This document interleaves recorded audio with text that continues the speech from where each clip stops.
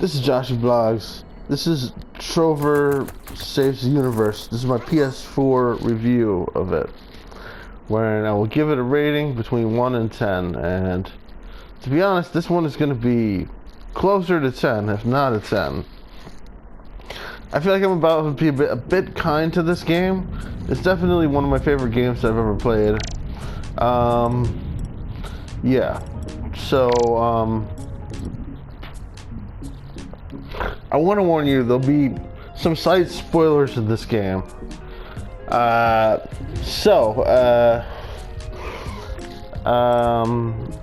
to keep it as short as possible, I'm definitely giving the game a 10 out of 10. So, if you don't want to see any of the game and you just want to experience it, go experience it. And just play the game. It's an amazing, epic little game. You can get it, I think, fairly cheap on discount, and it's just really amazing. I think I paid I can't remember how much I paid, like $10 or $5 for this game. It's a virtual reality game, but you can play it without virtual reality, which is what I did. It's really funny. It's like in the style of a sort of Rick and Morty episode in a way, with the same voice actors who do Rick and Morty. It's kind of like teaming up with Rick to have this epic battle with teaming up with Morty to have this epic battle with Rick as the villain, sort of. It's not exactly that. I don't want to say too much about what the actual story is, because it's really funny and it's best experienced just jumping into it knowing nothing. So you're about to see a little bit of the game, and it may give a little something away. Let's see how it goes. So keep in mind that there's gonna be some vulgarity in this. So you're gonna hear some cursing. It's a very, very vulgar game. It's not really for kids. Vulgarity, sexual language. Oh, my cat is attacking me. Shush. Okay. So. Let's go. Without further ado, let's dive in, and I'll show you a little bit of the game. Yeah. Spoilers ahead. Slight spoilers. Yep. So. I think that the spoilers won't be too bad on this level. But you'll see a little bit about what the gameplay is like. Because it's a virtual reality game, it has sort of a unique way of movement, so you won't get sick when you're playing. So you control this little guy, you move around, and then you can pull your point of view to various places. And it's sort of like you're looking through a TV or something, as you can see. Who is this guy? I told you I'm Mr. Pop-Up. I called a number. I don't know who I called. They're just supposed to come and help me. Well, it's not us. No, fuck off. There's a man You can see it's very funny dialogue. And that's not zoned for residential use. Hold on, I'm choking on something here. I'll be right back. Oh, dead. Shit, there's a bunch of little gremlins over there. They just killed me. You see the hearts on your controller? When those go down to 0, I die. And if you find any red power babies, those things will give me a health. Just sort of like explaining how it's working to the gamer playing the game. Oh, looking for the crystal of Ithacles, huh? And you can see it's like this crazy. Right, I'm the one who has the crystal. Big surprise. Big reveal! Holy shit, how did you get that? The abstainers gave it to me like 50 years ago to hold on to. You guys want it? You guys need this? So we're trying to get the crystal in this particular part on behalf of these abstainer guys. Get that guy Michael off the bluff. Here, I'll help you out. You're gonna need a chair upgrade because you can't even see over this log. So I'm gonna give you a chair upgrade. Here it comes. Your chair upgrade. Hey, what the hell? You just spit all over the chair. No. I just gave him a chair upgrade. It's how we do things around here. We spit. Pop up with me. It's your new magical chair upgrade. Okay, good. Now do it again. You can pop up even higher. Okay, good. Do you see the house? And so you can see you control the blinksters and look at it. It's way back there. You have to see it. Don't you see it? Yeah, I see it. The house with smoke. Okay, great. That's Michael's house. That's the house I need you to destroy. Now don't forget, pop up or down if you need a better vantage point. Don't be stupid. Don't be a jerk. Use the pop-up ability often. Without it, you're screwed. So this is sort of like a tutorial portion of the game, as you can see. And your chair will focus right on me. That's the connection from the Power Babies. Yep, see, now you're focused on me. You don't have to move the camera to follow me around anymore. Oh, crap. Well, oh, easy, easy. Hey, whoa, whoa, whoa. This is a gate. You gotta solve a puzzle or do something else. You can't rush through it. All right, so, it's like... Oh, crap. Well, this is as far as we go. Got ourselves a real gate here, keeping us from getting any further. We should check the area for any buttons or switches or anything. So yeah, it's like this. You sort of teamed up with this sort of like Morty-like character, and traveling around and platforming, and it's all like a bit simple, but it's just everything's really nice to look at, and you sort of have these little puzzles to solve and stuff like that.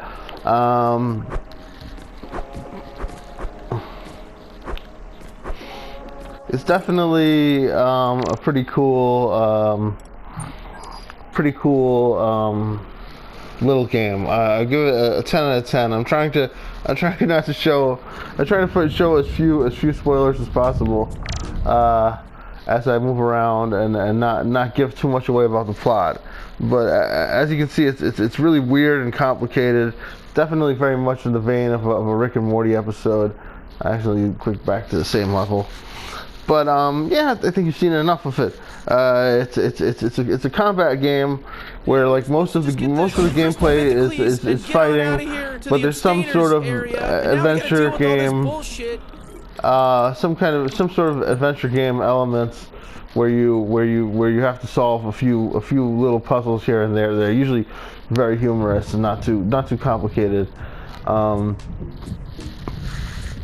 I didn't need a walkthrough for anything, but I did struggle with a few parts, and it's definitely not the easiest thing in the world to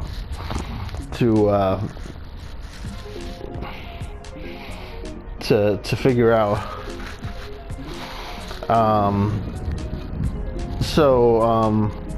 You know, you might, and then there's also this DLC that's like a little bit.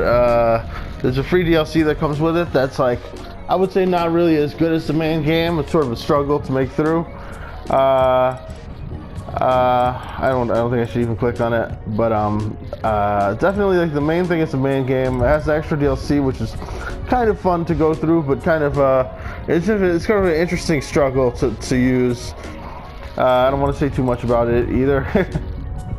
But the DLC is a nice little add-on where it's just like another level with more of the same but with less combat.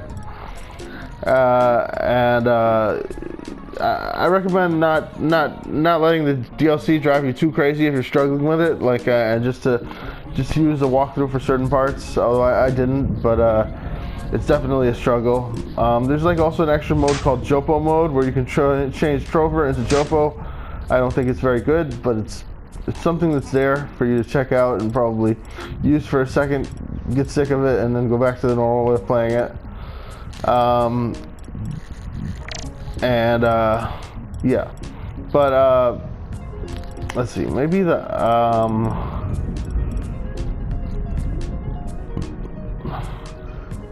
yeah, Shrumia World will probably be good. Let's do Shrumia World instead. Yeah, so it's just running around, you know, having combat, and like you're sort of talking to this character who's trying to save the universe on this sort of space adventure. And there's all these different like crazy aliens and stuff like that. There's, you know, constant vulgarity and sort of like a Rick and Morty style humor. Here we are, here in shitland, about ready to get shit on. There you go. Alright, boss said that Doopy Dooper. The combat is like cauldron, feels pretty good. Vessel or whatever that we need to get. So I would say keep your eyes peeled for that house. Personally, I think it's much better than like single story ranch style home with a 2-car garage. I would say it's Pissed off much things that want us dead. Fantastic. much better than a Lego game. The combat, it's like it's got an element of challenge to it, unlike a Lego game. But other than that, it's a lot like a Lego game. The challenge is a little bit limited. Personally, I find it pretty easy. The viewpoint can make it challenging as well, but I never found it too challenging with the viewpoint. Would have the cauldron, the magical vessel or whatever that we need to get, so keep your eyes peeled for that house.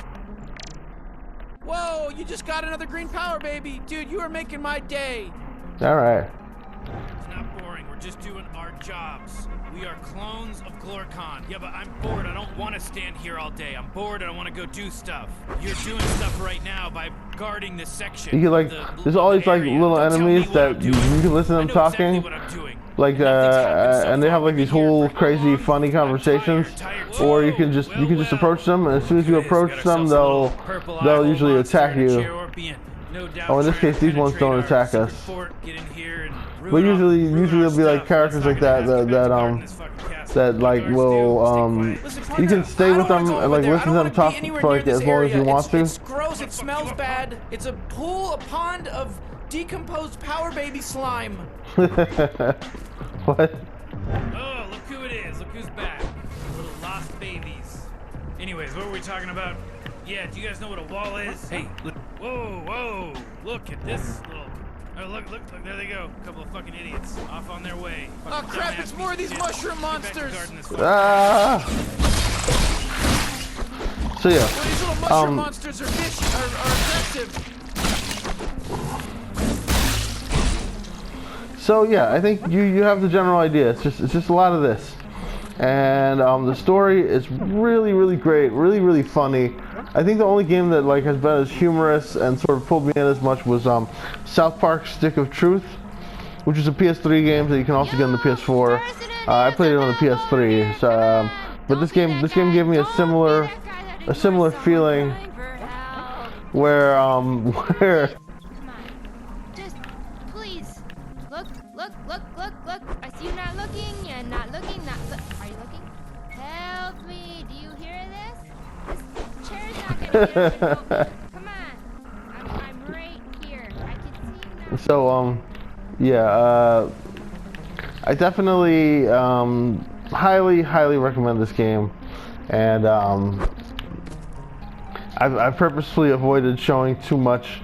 Just because I love it so much, and I want you to play it from the beginning and just see every little thing that happens in the game yourself firsthand.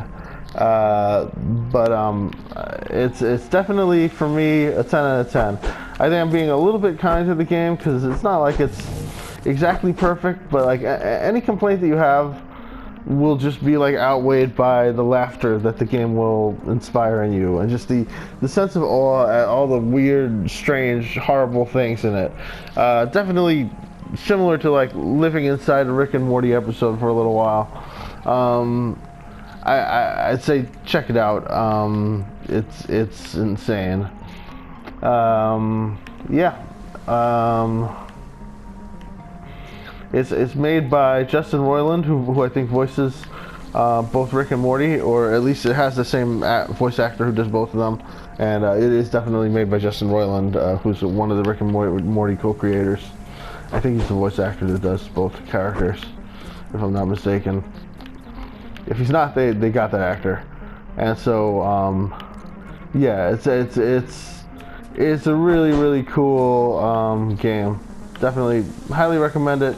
Go play Trover Saves the Universe. It's one of my favorite games of all time. Maybe my favorite. Probably not my favorite. I probably would not place it over like Assassin's Creed.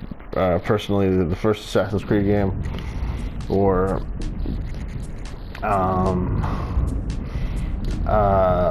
it's hard to say if I like it better than South Park: Stick of Truth.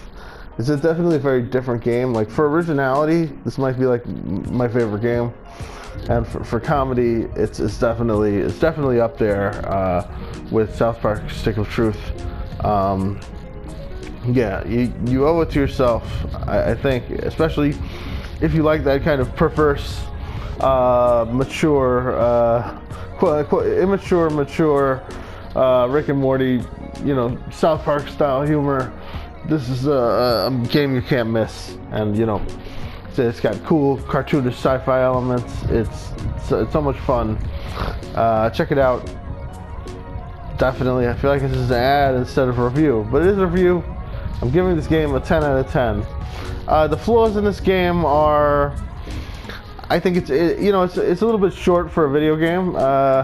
It's definitely gives you like a whole epic movie though. It's got to be like at least 2 or 3 hours long, and there's like a lot of additional content. There's extra DLC. There's like and there's a lot of stuff to do. I think it has strong replay value because after you're away for a while, you might want to experience it again, and you can make some decisions with your character that you know. So there's some limited multiple paths within the game as well. And yeah, I think it's replayable on that level because it has this feeling of a classic movie or a classic TV series. So I think you could watch it again. You could play it again. And the gameplay is, while it's not perfect, I think it's sort of a little feels a little bit basic at times. Limited, but basic but interesting. Limited by like the weird decision made to create this sort of interesting first-person perspective where you're controlling a platforming character from a different mode. It's pretty cool. So yeah, I highly recommend it. Trover Saves the Universe. It's a 10 out of 10. Yeah, go play it. Trover Saves the Universe. 10 out of 10. Great game. Really great story. Very, very funny. Go check it out. And I will see y'all next time.